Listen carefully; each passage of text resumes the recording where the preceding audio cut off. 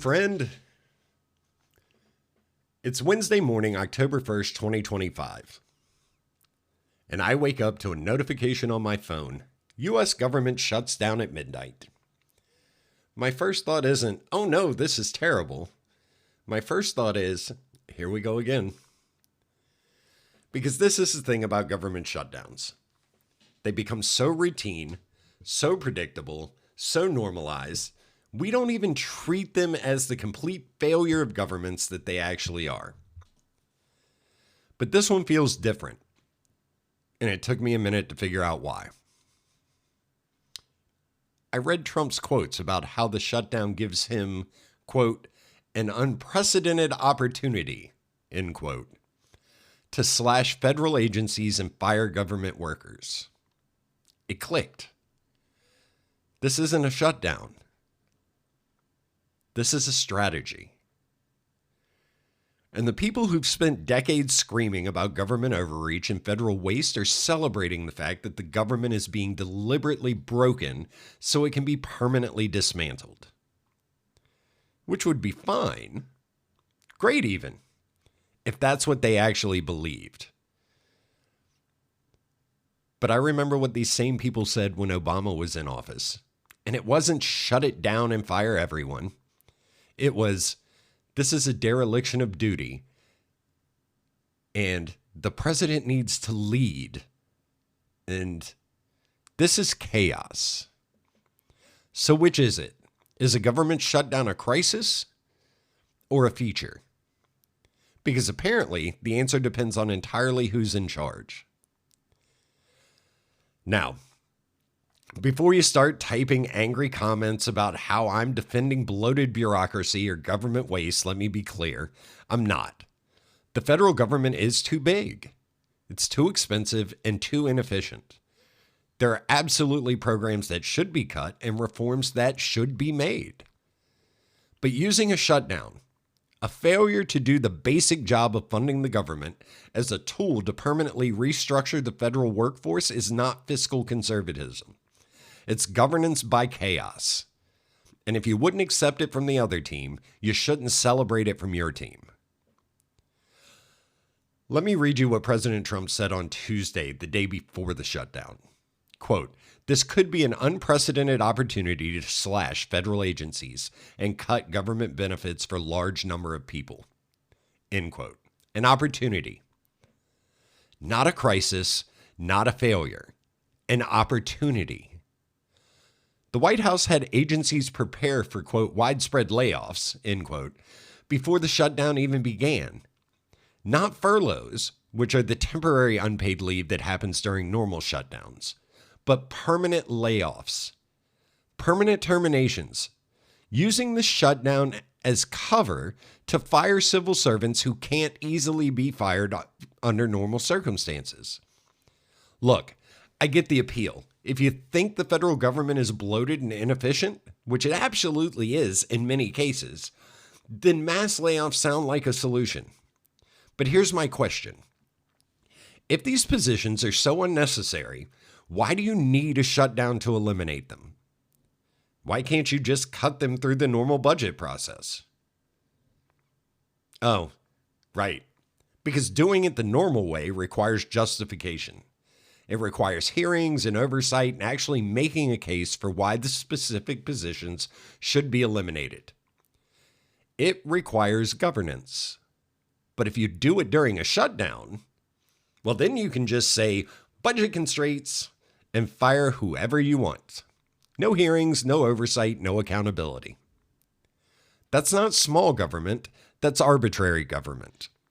And arbitrary government is worse than big government because at least big government has rules. Here's what really bugs me about this whole thing, the precedent it sets. Shutdowns used to be rare.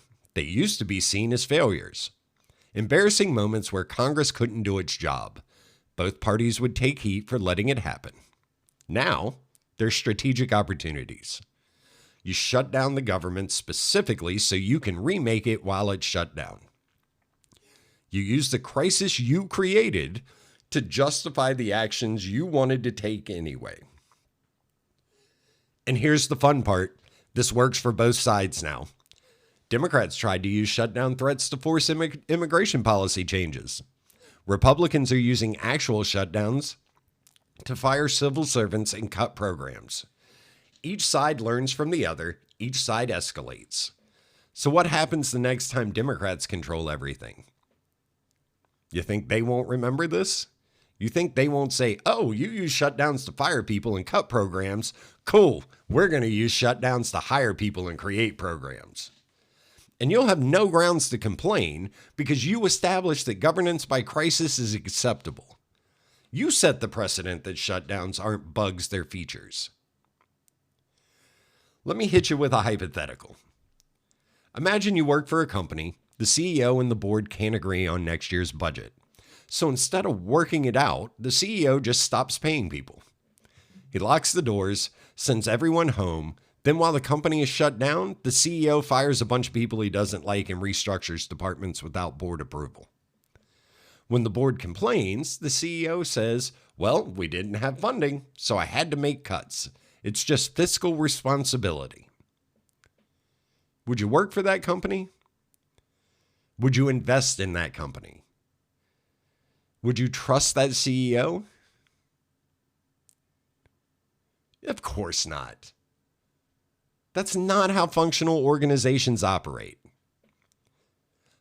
Somehow, when it's the federal government, though, we're supposed to pretend this is normal. We're supposed to act like this is just how things work now. It's not. This is broken. This is governance by tantrum. And the fact that it achieves policy goals you like doesn't make it less broken. Remember when Republicans were furious about the 2013 government shutdown under Obama? I remember Ted Cruz doing a 21-hour filibuster that conservatives called principled and Democrats called obstruction. I remember Republicans saying the shutdown was Obama's fault for not negotiating.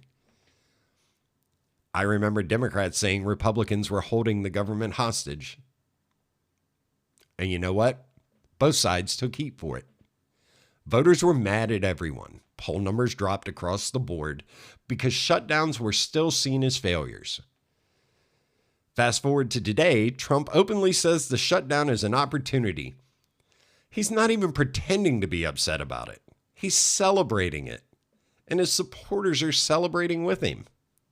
But I guarantee you, I absolutely guarantee you, if a Democratic president said this shutdown is an opportunity to expand federal programs and hire more civil servants, these same people would be screaming bloody murder. Because it's not about the principle. It's never about the principle anymore. It's about the team. And I'm so tired of pretending otherwise. Let's talk about who actually gets hurt by this for a second. It's not Trump. It's not Congress. It's not wealthy political donors. They'll all be fine.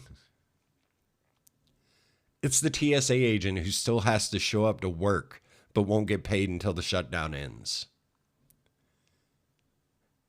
It's the National Park Ranger who gets furloughed right before the busy season. It's the federal contractor who loses income and can't get it back because they're not federal employees. It's the family trying to close on a house who can't because the IRS isn't processing tax transcripts.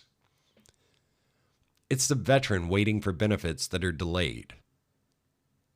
It's the small business owner who can't get an SBA loan. But sure, let's celebrate this as an opportunity. And before you say those jobs shouldn't exist anyway, let me ask you, are you willing to give up the services those people provide? No TSA at airports, no national parks, no veteran benefits, no disaster relief, no food safety inspections, because you can't have it both ways. You can't demand government services while celebrating the chaos that prevents those services from being delivered. This is where the 100% Club thing really comes into focus. The same people who spent years criticizing Obama for executive overreach are now defending Trump's use of a shutdown to bypass normal procedures. not because they changed their principles, but because the team doing it changed. And the thing is, I know most of these people aren't stupid. They're not evil. They're smart, successful, thoughtful people in most areas of their lives. But they've joined the 100% club.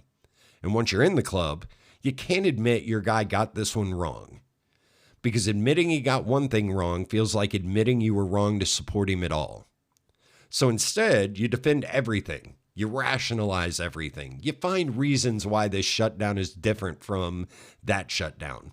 Why this executive action is justified, but that one wasn't. Why this precedent is okay, but that one was tyranny. And slowly, you stop having principles at all. You just have talking points. Here's what I keep coming back to. When did we decide chaos was acceptable? Not just acceptable, desirable.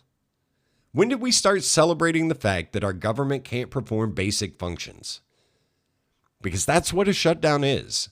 It's a failure. It's the government equivalent of a car engine seizing up because nobody changed the oil. And instead of being embarrassed by it, instead of treating it as the problem that needs to be fixed, we're treating it as a tool, a weapon, a strategy. That's not governing. That's barely even politics. It's just breaking things because you can. And maybe you think the things that are broken deserve to be broken. Maybe you think the federal government is so bloated and corrupt that it needs to be torn down and rebuilt from scratch. Fine. Make that argument. Pass legislation. Win elections. Do it the right way. But don't pretend that using chaos and crisis to remake the government is somehow principled or conservative or constitutional. It's none of those things. It's just expedient. And expediency is what we get when we abandon principles. Here's my challenge, and this one's for everyone. Ask yourself, would I be okay with this if the other team was doing it? If Democrats were using shutdowns to permanently restructure the federal workforce in ways you disagreed with, would you call that good governance? If a Democratic president said a shutdown was an opportunity to expand programs and hire more workers, would you cheer? If your answer is no, then you need to think really hard about why you're okay with it now. Because governance only works if we have consistent standards. If the rules change based on who's in charge, then there are no rules. There's just power. And power without rules is called something. What is it? Oh yeah, it's called tyranny. And you don't get to complain about tyranny when the other team does it if you cheered for it when your team did it first. Look, I'm not naive. I know politics is messy. I know compromise is hard. I know the federal government has real problems that need real solutions. But shutdowns aren't solutions. They're symptoms. Symptoms of a political system so broken that we can't even agree on how to fund basic operations. And using those symptoms as opportunities, as tools to bypass normal processes and remake the government through chaos, doesn't fix anything. It just makes the chaos permanent. So before you celebrate this shutdown as some kind of victory, ask yourself, is this really what you want? A government that operates by crisis? That uses failure as strategy? Because I guarantee you, someday the other team will be in charge. And they'll remember what you thought was acceptable. And they'll do it too. And you'll have nobody to blame but yourself. Now get off my lawn.